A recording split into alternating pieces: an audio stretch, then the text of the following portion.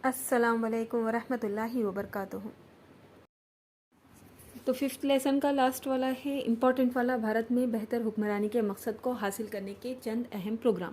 ठीक है, ये भी आप लोगों को 10 मार्क्स में क्वेश्चन आ सकता है, या फिर इसमें जो पॉइंट हम बताने वाले हैं तो एक पॉइंट 4 नंबर या 5 नंबर के लिए भी पूछा जा सकता है, और 2 नंबर की वजूहात में भी आ सकता है, प्लस बाहमी ताल्लुक़ में भी पूछा जा सकता है। तो ये भी इम्पॉर्टेंट है, पूरा अच्छे से समझ लो। बेहतर हुक्मरानी हमने समझ ली है, ठीक है। बेहतर हुक्मरानी के क्या अक़दार होते हैं वो भी हमें समझ में आ गया। लेकिन इसे हासिल करना है तो उसके लिए कुछ ना कुछ प्रोग्राम तो बनाना पड़ेगा ना, कि इस तरह से होनी चाहिए बेहतर हुक्मरानी। तो उसके लिए हम क्या चीज़ें कर सकते हैं कि जो गुड गवर्नेंस बन सके। सॉरी। तो फर्स्ट वन है लोकपाल। अब लोकपाल क्या है? हुकूमत हिंद ने अच्छी हुक्मरानी का वादा किया था। इस वादे को पूरा करने के लिए लोकपाल और लोक आयुक्त कायम किया गया है, ठीक है। हुकूमत हिंद ने, हमारी हुकूमत ने ये वादा किया है कि हम गुड गवर्नेंस देंगे, अच्छी हुक्मरानी देंगे, और इसके लिए उन्होंने क्या किया है? फिर लोकपाल और लोक आयुक्त को कायम किया। अब लोकपाल एक्ट 2013 का निफाज कब हुआ है? 2014 में। ये भी आपको खाली जगह में आ सकता है। अब थर्ड वन है लोकपाल मरकजी यूनियन के लिए कायम किया गया है, यानी कि सेंटर के लिए। हाँ, मरकज़ जो रहता है, सेंट्रल गवर्नमेंट जो होती, जहाँ दिल्ली वगैरह, उसके लिए ये कायम किया गया है। अवामी सरकारी अफसरों की बदउनवानियों की तहकीक करता है। लोकपाल क्या है?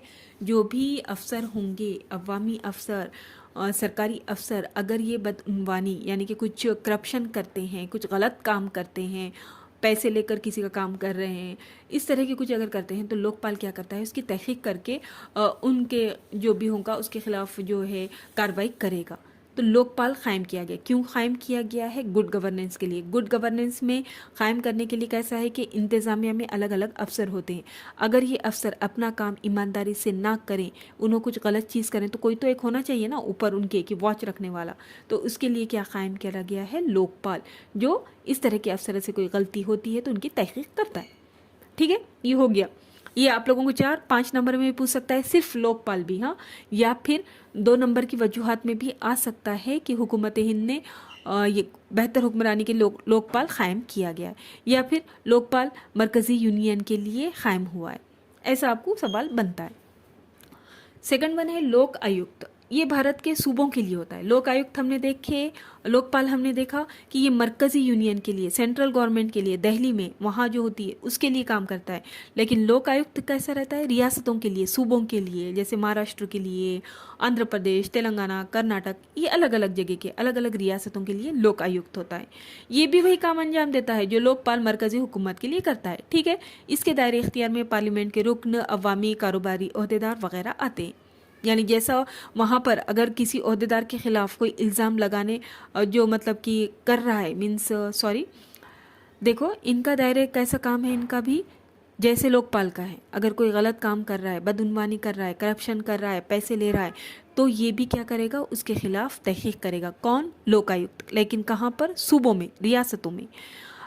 अगर किसी ओहदेदार के खिलाफ कोई इल्ज़ाम लगाने डर रहा हो, कभी कभी होता है ना, बड़ा अफसर है, उसके खिलाफ इल्ज़ाम लगाने के लिए, उसके ऊपर मुकदमा दायर करने को डर लगता है, तो लोकपाल क्या करता है और लोक आयुक्त क्या करते हैं? उस वक्त खुद उनकी इंक्वायरी कर सकते हैं, अपने तौर पर उसका दखल अंदाजी लेकर उनकी इंक्वायरी कर सकते हैं, उनका जो भी कुछ हो रहा है कार्रवाई कर सकते हैं, ठीक है। तो इस तरह से लोकपाल मरकज़ के लिए, लोक आयुक्त सूबों के लिए, दोनों का मेन काम याद रखो, ओहदेदारों की बदउनवानियों की तहकीक करना, ठीक है। उसके बाद नेक्स्ट है शहरी मंशूर, सिटीज़न चार्टर, जिसका निफाज मई में है ना 2017 में हुआ है। ये भी याद रखो, ये भी खाली जगह में आ सकता है। अब शहरी मंशूर क्या है? तो शहरी मंशूर एक तहरीरी दस्तावेज़ होता है, लिखा हुआ तहरीरी दस्तावेज़, राइटिंग में लिखी हुई एक चीज़ होती है। तो अब इसमें क्या होता है? इसमें खिदमत फराहम करने वाले की खुसूसियात, मुद्दत, तरीक़ा होता है। हुकूमती ऑफिस के लिए लाजमी है कि वो ऑफिस के बाहर शहरियों की आसानी के लिए शहरी मंशूर लगाए, ठीक है।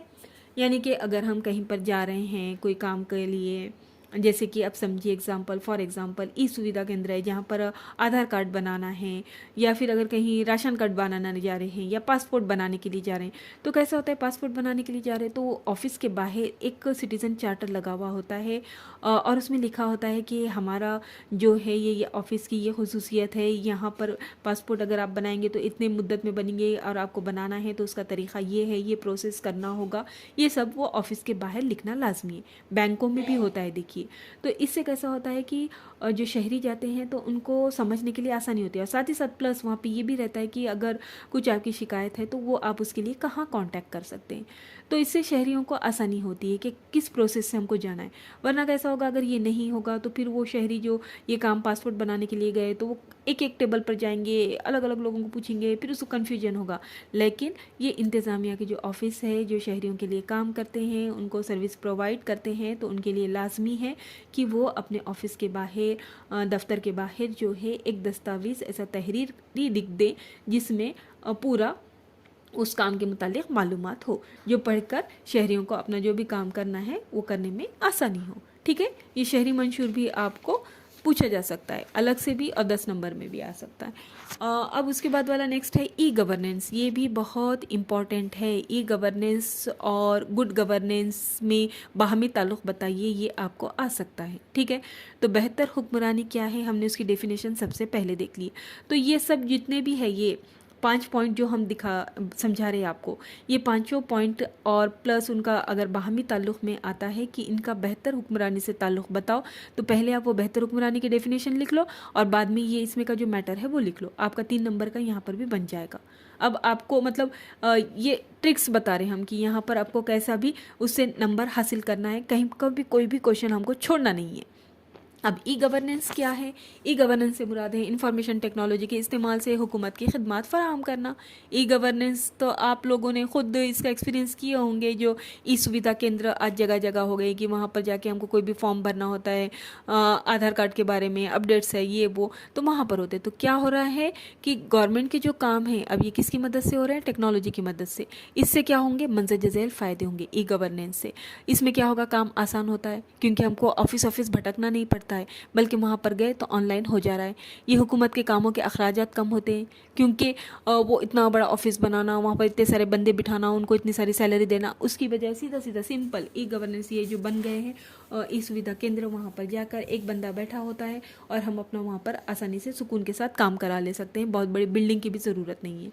ठीक है, बदउनवानी में कमी, यानी कि वो करप्शन जो होता है कि कोई भी काम करवाना है कि आपको पासपोर्ट जल्द से जल्द होना है तो वो ऑफिसर्स लोग कुछ कभी होता है कि हमको इतने पैसे दो, हम आपका ये काम कर देंगे, लेकिन यहाँ तो वो सवाल ही नहीं होता है। यहाँ पर हम तो डायरेक्ट नेट के थ्रू वो काम कर रहे हैं, तो इसकी वजह से ये बदउनवानी में भी कमी होती है।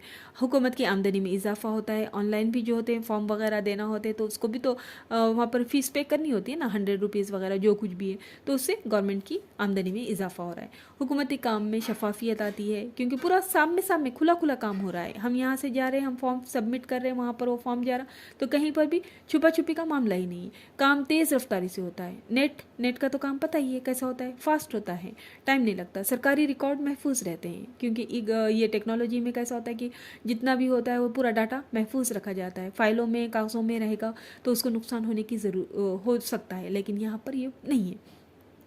तो बेहतर हुक्मरानी में जहाँ कि शहरियों के शिकायतों का अजाला हो, शहरियों के मुतालबात के ऊपर गौर किया जाए, और ई गवर्नेंस क्या कर रही है? वही कर रही है कि टेक्नोलॉजी के इस्तेमाल से हुकूमत है ना शहरियों का खिदमत फराहम कर रही, जो उन्हों आसानी से कर रहे, उनको वहाँ कोई बदउनवानी नहीं हो रही है, शफाफियत हो रही है, इसलिए दोनों में बाहमी ताल्लुक़ है।